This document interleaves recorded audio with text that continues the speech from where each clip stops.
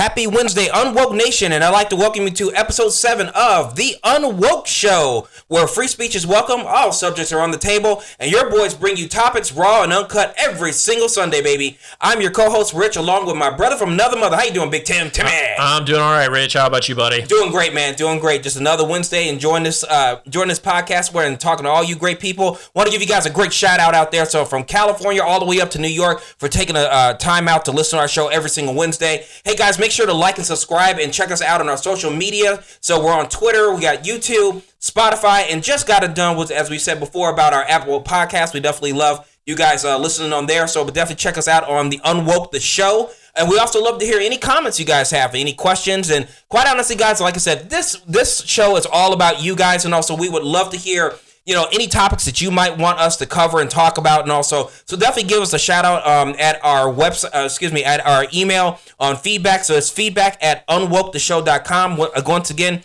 feedback@unwoketheshow.com. Just go ahead, guys, out there, like and subscribe. We want to hear from you guys, not only here in America, but all over the world. No, we just want to thank you guys for spending that time with us. So, guys, here on episode 7, we definitely want to tackle another great topic coming across right here. And I'm sure you guys have been hearing a lot of stuff, even here on the news. And also, so today's topic is going to be about, is free speech under attack? Well, Rich, reading back in your awesome intro there, what is it you say about free speech? Free speech is welcome here in the Unwoke Show. Exactly. Free speech itself if we didn't have the First Amendment and free speech, we wouldn't be doing what we're doing right now. Amen, man. Right. So I wanted to kick off the show tonight, and I'm going to read exactly word for word what the First Amendment says as documented in our U.S. Constitution from 1791. Okay. Congress shall make no law respecting an establishment of religion or prohibiting the free exercise thereof or abridging the freedom of speech or the press or the right of the people peaceably to assemble and to petition the government for a redress of grievances. Sounds great to me. Absolutely. So, that's what the First Amendment says. That's what it is. That is our guiding principle. But I think, as we've all seen recently, in the media itself, free speech itself, I believe, is absolutely under attack. And that's free speech in all forms. Yeah. Okay. I mean, there's nothing, I think, more clear-cut than free speech itself. No, and you're absolutely right. It's good that we have people out there who are, wanting to be able to, protect their free speech and all. I mean, definitely shout out to Elon Musk if he ever hears this and all. We are definitely thankful for him wanting to use a major platform like Twitter to be able to allow people to say what it is that they want to say. And also, but I'll be honest with you. I mean, I find even myself sometimes where, I might see somebody who comments on Twitter and I want to be able to say exactly what I want. And you get that little box that pops up saying like, well, you sure you don't want to edit this and also because, this might come off as being offensive and everything like that. And it's like, wait a minute. It's like, I'm not out there trying to offend somebody. I'm trying to be able to express what it is. So my question would be, it's like, who are the free speech police that basically says if Tim uses this word or if Rich uses that particular subject or whatever case may be, or that particular hashtag, that's considered a Yoko Ono, What, are we going to break up free speech like the Beatles now? Right. Is that the connection you're trying to make? Exactly. There? It's like, come on, man. So you mentioned Elon Musk. I don't know if you know, he was on Bill Maher this past weekend. Ah, okay. And, Bill Maher, he had a Woody for Elon. It was obvious. I think one of Elon's core beliefs, is free speech. And he saw in Twitter that all of a sudden free speech was being censored. And to, I think to him, the banning of speech, regardless of what it is, should all cause us to raise an eyebrow on, okay, what is really going on? So it was right. Incredibly interesting to hear his take on Twitter, what Twitter was doing. Twitter had been in the news with regards to working with the FBI and censoring things about Hunter Biden and all that stuff, right? So I think his view on Twitter, and he's been in the news for, all the firings at Twitter and people saying Twitter's a dumpster fire and stuff. And you know what? I was in that bandwagon initially, just watching, the staff being cut in half. And he goes, Elon, during his discussion with Bill Maher, justifies those firings as, Twitter was on the brink of just shutting down, essentially. I mean, if I understand, I thought I heard somewhere he said he fired about 80% of the staff? Yeah. Something like that? I mean, and so, but to him, again, it was coming in because he saw that free speech was being censored by Twitter. Twitter being what it is and its popularity, right? A main medium right up there with, the Facebooks of the world, the TikToks of the world. And he just thinks that the banning of free speech or regulating that free speech is incredibly dangerous to society. And I think on that point, I would completely agree. With regards to who are the police? Yeah. I think we can go all the way as far back as to the Sedition Act of the federal government during a time of World War I, where the federal government was regulating free speech as it related to the war. They didn't want people talking bad about the war. They were trying to ensure that morale was up about the war. I mean, ultimately, the Sedition Act was found unconstitutional, right, and it was eliminated.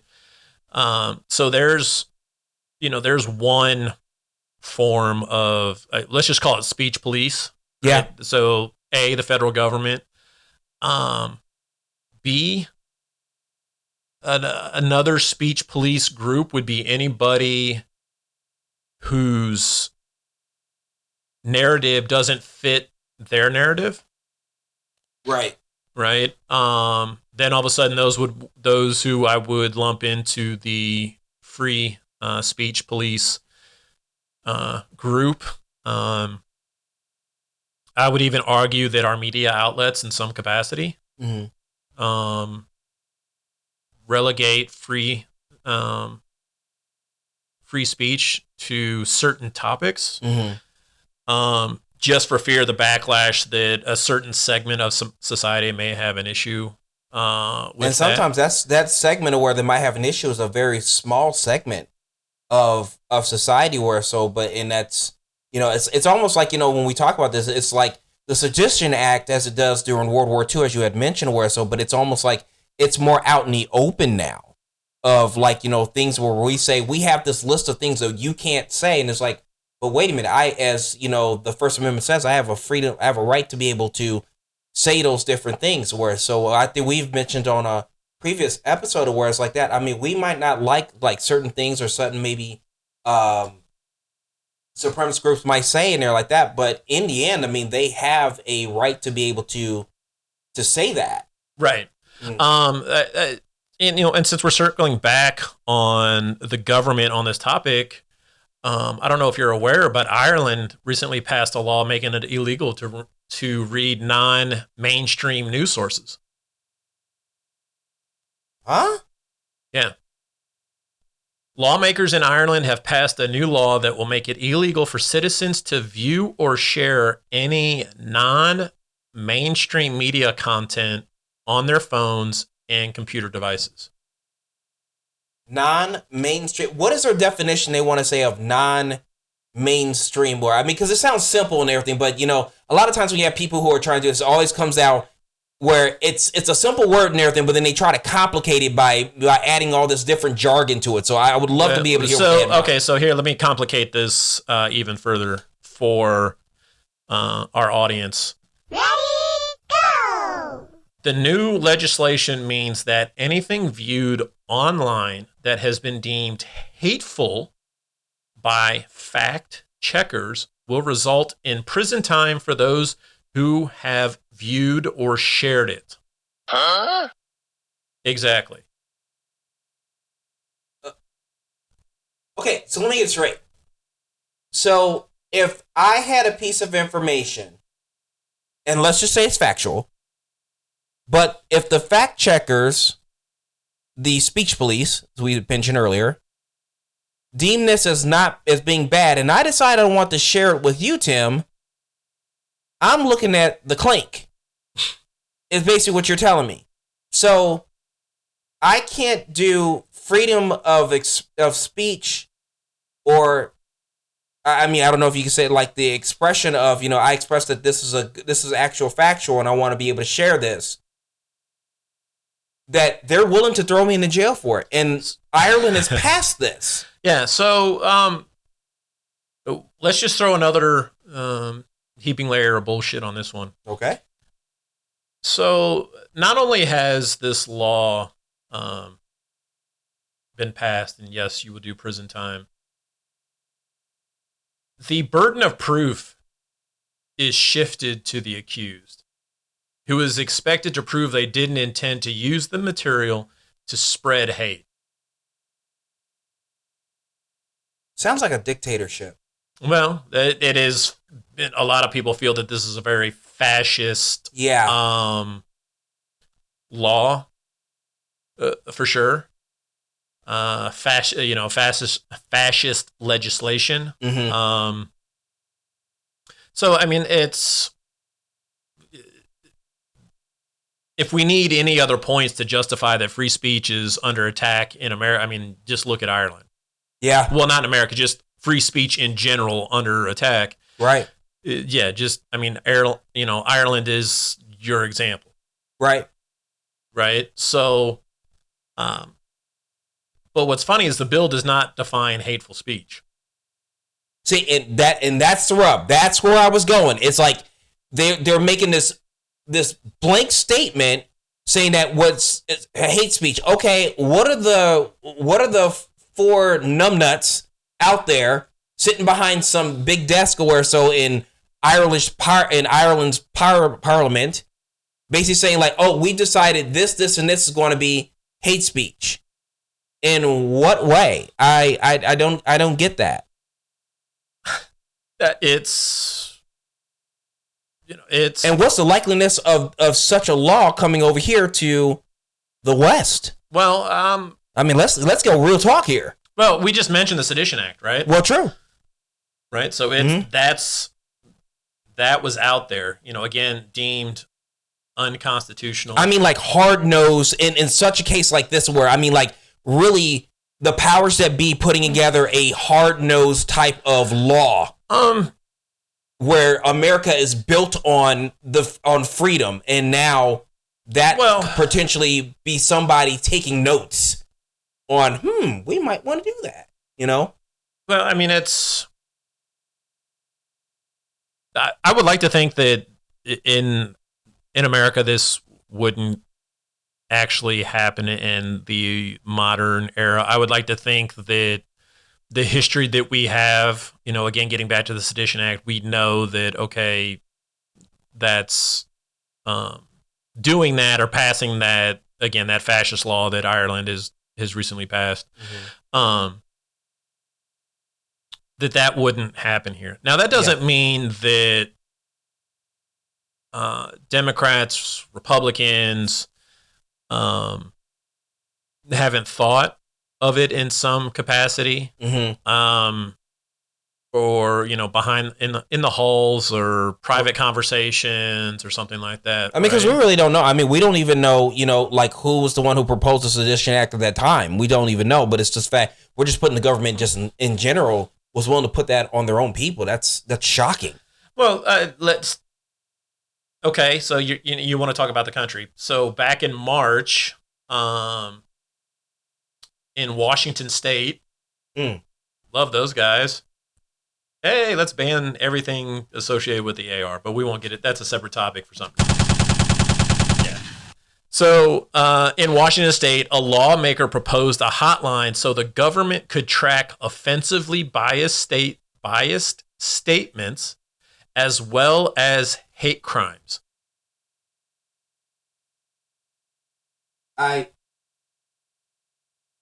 So I'm not done. We'll that's one crazy. Oh, okay. Right. So that's out on, the left coast. Okay. Right. They do things a little different out there. Just a little different. Let's head down to the good old South. In Florida, bloggers are fighting a bill that would force them to register with the state if they write posts criticizing public officials.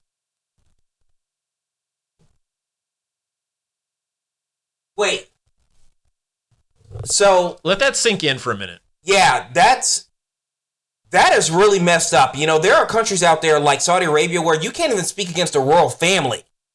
That's real close to say, I mean, is that exactly what they're trying? So they can't post something on a political figure.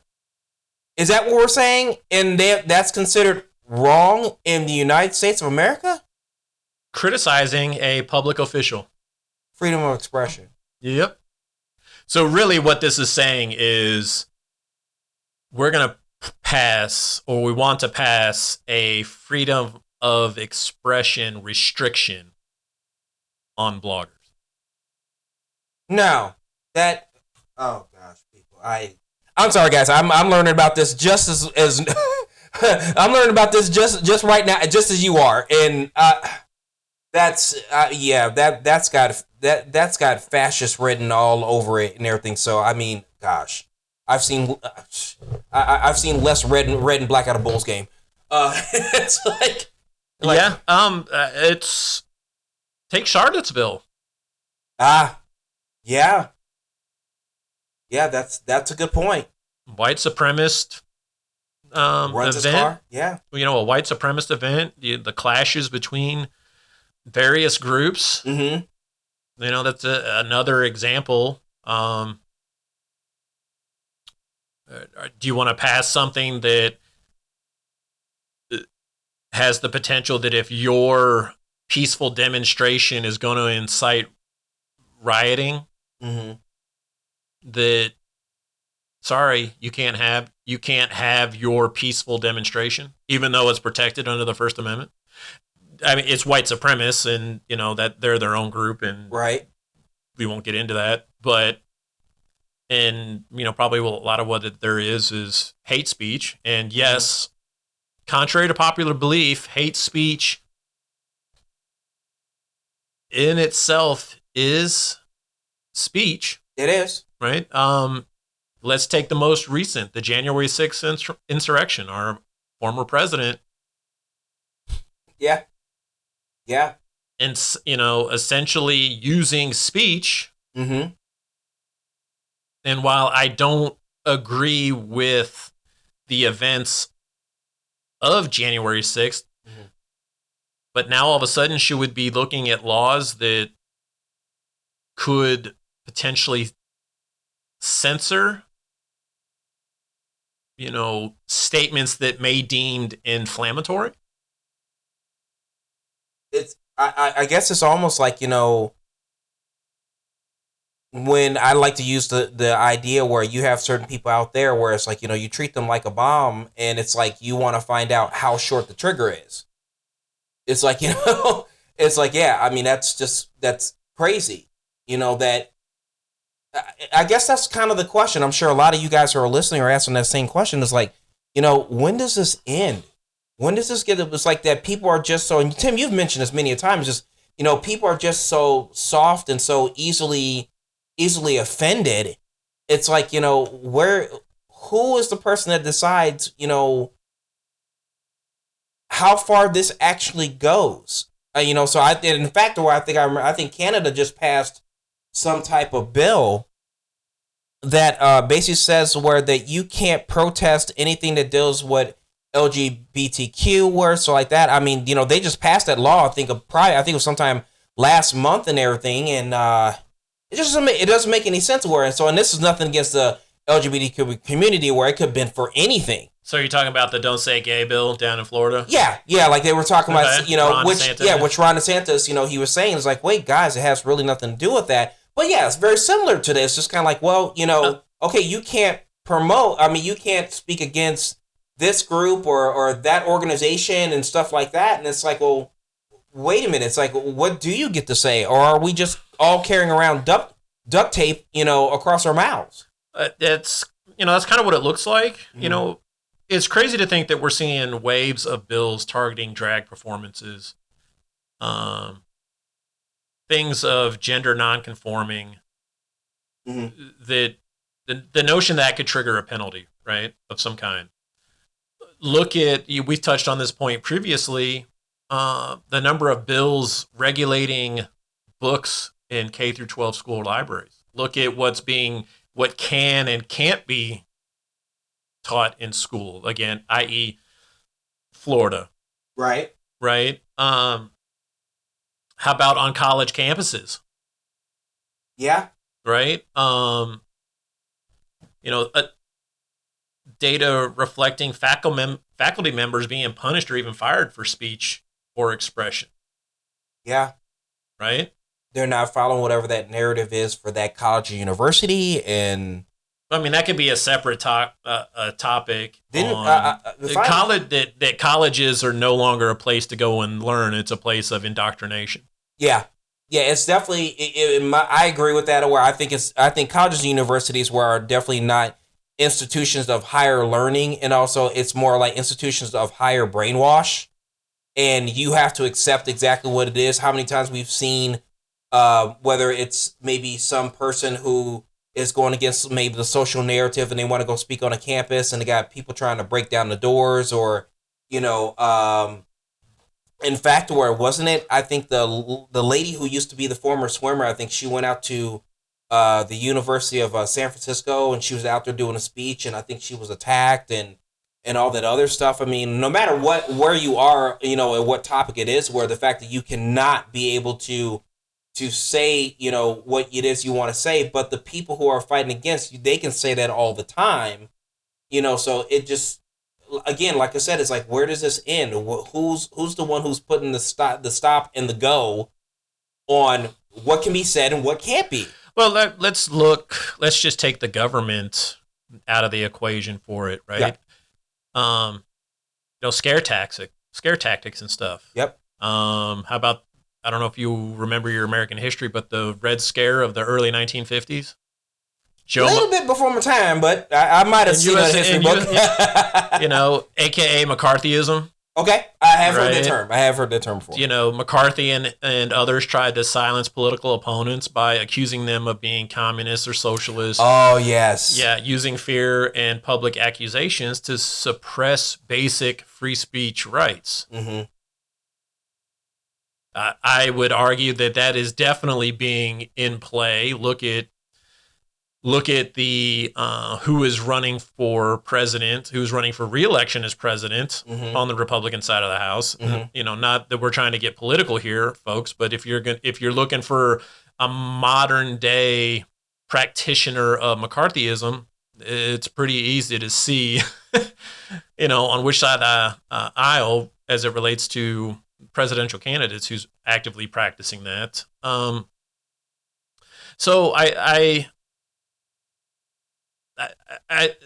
it's not just the government, it's people, it gets back to whatever your narrative is. As long as it fits mine, your speech is fine, but if it doesn't fit me, mm-hmm. That speech is not okay.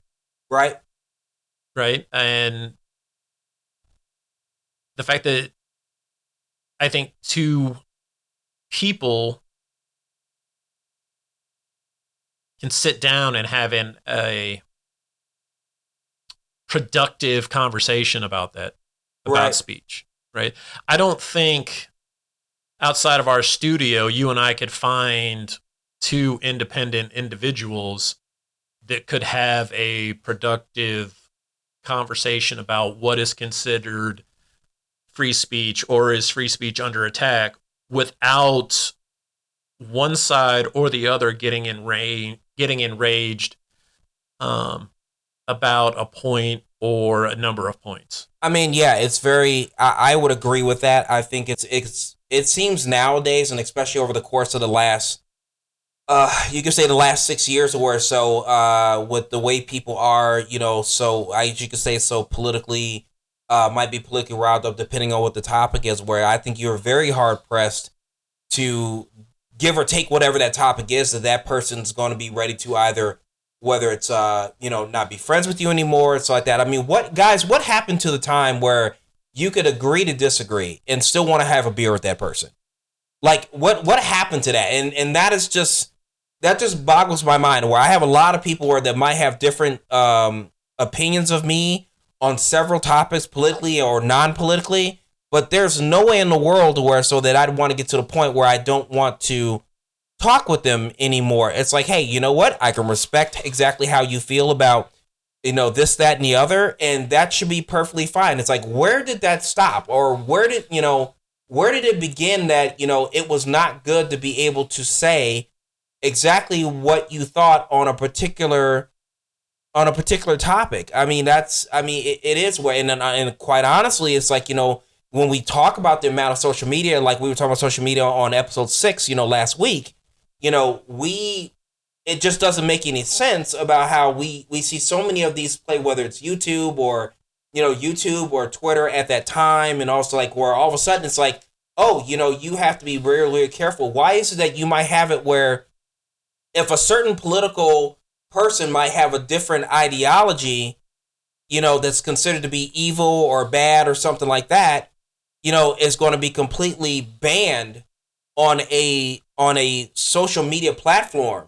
But yet at the same time, we have international leaders out there who are talking about eliminating and exterminating complete countries. And they get to say is whatever the heck they want. So where does that end? Who's the one who's choosing what is considered to be bad? And yet this person over here who is more than willing to sit there, I'd rather wipe a country off the face of the earth, but that's okay. Well, rules for some are not rules for all, right? Yep, absolutely.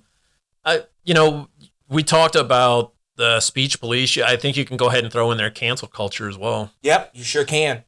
Right? And I think that gets to the point I was making about as long as your narrative fits my narrative, otherwise, all of a sudden I'm going to cancel you because your narrative doesn't fit me. Right. Let's talk about the lady. Was it from? She's the former MMA fighter, that was one of the characters on. I think it was one of the Star Gina Carino. Yeah, Gina Carino was on Mandalorian, if I stand correct. She played a rebel fighter in the former rebel fighter in the Mandalorian. That is one real hot rebel. Yeah, but she got, because of her remarks and her stance on a couple of subjects that unfortunately that didn't line up with Disney and the Mandalorian season, Mandalorian staff, which ultimately led to her being removed from the show, even though her character was actually pretty popular. Yeah. From what I understand, I think I saw one episode, but from what I understand, where their character was starting to play a key role in the storyline. Mm-hmm. And so now you have to get producers to go out there, or producer or writers to go out there. Yeah, she's not fitting our narrative. So can you figure out in the next week to write her off? Get her out of the show and stuff. So, but it's just, and it had nothing to do with the show. Right. She was doing a great job. Yeah, she was doing it, but again, it gets back to, that the pressures, outside, bigwigs, corporate America, saying, "Oh, whoa, we can't have that. We can't have the backlash." And it's funny because that we're talking about this because during real time, I talked about where Bill Maher had Elon Musk on there. Bill himself mentions why he doesn't use Twitter anymore because for the longest time he was on it and making comments, and eventually it was getting to the point where cancel culture wanted to cancel Bill Maher, and they almost, I think he made the comment that he almost got him kicked off the air for a little while. Wow. So he has stopped using social media altogether. And so you kind of see the two cancel culture mafia, man. Yep. Almost kind of hand in hand, right? Trying to limit free speech, or people just get so offended that they'll jump on any bandwagon that will go against whoever has said the offending statements. Right? I mean, there's several shows that I watch that I really enjoy watching, and some of them are new shows but different podcasts, and I listen to some of them that are even on YouTube, and I've mentioned this to Tim as well, and I'm sure some of you listeners out there have seen it too, where you ever had it where you sit there, you're watching an episode and maybe some topic, let's just say if it's a news story and it's a topic and then as the people are talking, all of a sudden it gets completely silent, or they end up putting on something on the screen. If they happen to be on YouTube, it's a video that they're doing, they're actually videoing the podcast, and all of a sudden someone comes up saying, due to the content or so like that, we have actually eliminated this part of it, this part of the episode and everything like that. And it's like, really? Or any movies that are on like a TBS or something like that, where this movie has been formatted to fit this screen and edited for time. Yeah, content, right. Exactly. Supposedly it's been edited for time. Really, like that. How many times have we seen Avatar on TBS, and that's like 5 hours? Yeah, you would think, right? Yeah, you think they're editing that bastard? I don't think so. I don't think they're editing The Godfather. I would hope not. Yeah, that there you horrible. Go. So again, it's cancel culture. It's definitely state. It's definitely local, state, and federal government in some capacity, and there's numerous examples out there. Again, I think it's modern day McCarthyism. Yep. Trying to just without a name. Yep. Just without nobody. And done very slowly. What did Ludacris say in his one of his songs? Or he says, why run down to get one cow? We can walk down and get them all. Yeah, exactly. Mm-hmm. Yeah. So so it's that. And so it's this notion of not being able to have a conversation and expressing your thoughts, and those are exactly your thoughts, and that's your speech, right? Mm-hmm. And if it runs counter to somebody else, we want to cancel that, or you're racist, right? You hear that remark, or I really think a lot of it being driven today, and it's been a common theme across all of our podcasts, is just the over level, or just society being just so oversensitive.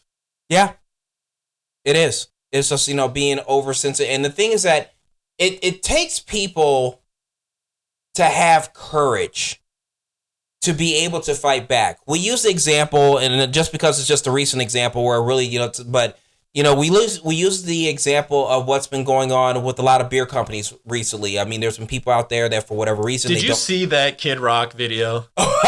Yeah. That was, wow. Did you happen to, if you slow that video down, he's using his automatic weapon and he's shooting.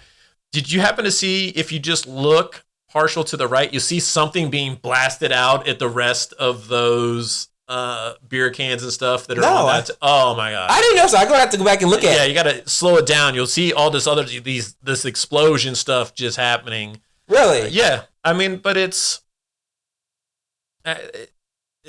crazy, right? Just because a beer manufacturer is using I believe transgender, right? Yeah, I think that's what he Calls himself. Individual on that is he's an influencer on Social media. Well, social media, right? I mean, we were talking about that obviously last show.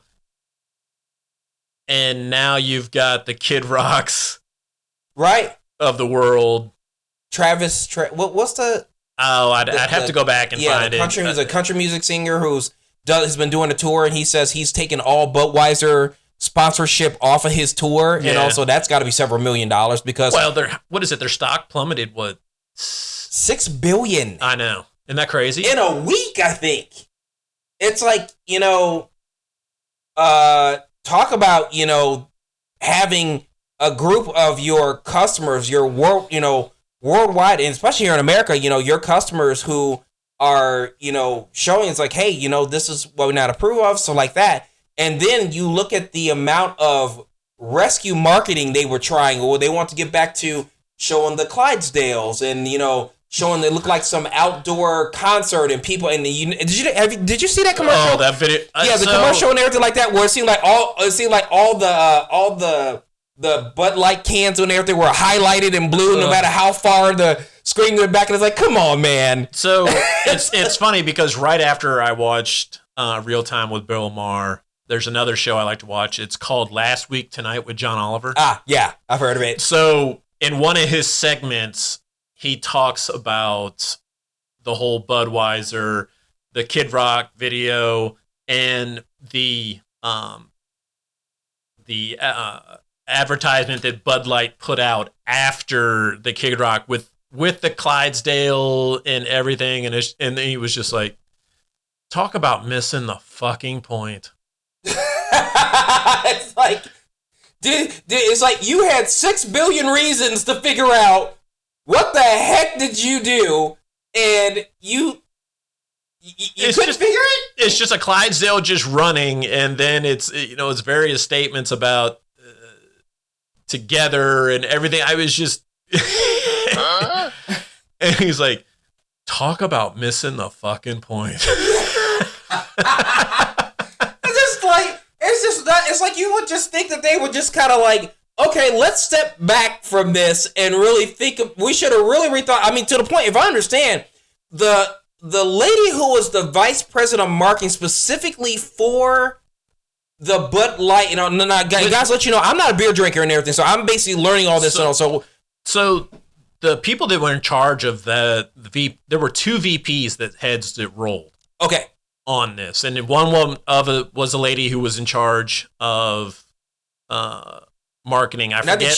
She's the one who did the video that went viral, right? Yeah. Okay. And so she got let go. Another VP of marketing got let go. Surrounding this whole Bud Light fiasco, nonsense, and so, but it circles back to what we talked about earlier and what I mentioned earlier about you've got guys like Kid Rock, again, it's Kid Rock. So, I mean, I'll just say that it's Kid Rock. And then you've got local, state, and federal, and the federal governments, wanting to pass waves of bill targeting drag performances, where simply being gender non-conforming is enough to trigger a penalty. I mean, it's crazy, right? Mm-hmm. That you've essentially, the whole Kid Rock, which is a modern form of McCarthyism right there, right? And you've actually got, you've got local, state, and federal, trying to limit that form of expression, that form of speech. I mean, it's crazy today. So circling back, ultimately, is free speech under attack? Absolutely. I totally agree, man. And we, as Americans, have a duty to protect that, even if it doesn't fit our narrative. I think it's time we change our narrative and we look at why the the amendments that were written in our Constitution, why they were put in place, because it's the kind of bullshit that we're seeing right now. Yeah, and I agree with that, and that's why I feel for myself. Almost every day if I'm on my Twitter and also at Real Rich Rant, I'm constantly trying to put out just that encouragement for people to just start really fighting back. Fight for your ability to be able to say that freedom of speech, or to have that, or because you deserve. Because eventually, at some point, where it's like, if we continue to let things go on like this, I mean, it's like you're going to have that silence where it's like, again, where it's like we're going to be walking around basically with like, big pieces of duct tape across our mouths, So I don't. So it's like, I think it's important to where that you and you guys are listeners around here. It's like that, you make sure where that you have to be able to have your voice heard. So that's what we're here for. That's the whole point of the Unwoke Show, because we know there's a lot of people out there that that they don't like to hear some of the things and the topics we have, but that's why we want to make this show a safe haven for yourself, where that you can speak and say exactly what's on your mind, and you're not going to be criticized for it. That's why we always like to start it off saying all subjects are off the table and free speech is welcome. And also, and speaking of free speech, guys, that's exactly why we always put out there about our feedback. We always want to hear your feedback. What is your feedback on is there an attack on free speech? We'd love to hear from you guys. Again, it's good. Definitely comment to us at feedback@unwoketheshow.com, feedback@unwoketheshow.com. And also, again, it's like, this is what we're here for, guys. We're here for you. No matter you're here in America, Canada, or all around the world, we want to hear from you guys. We'll let you know that we are here for you. We're here to stand up for you guys and be able to hear your speech. And also, definitely, guys, reach out to us. We're loving to hear it. All right, Unwoke Nation. It's another great topic, another great discussion. We will catch you guys later. All right, guys. See you next Wednesday.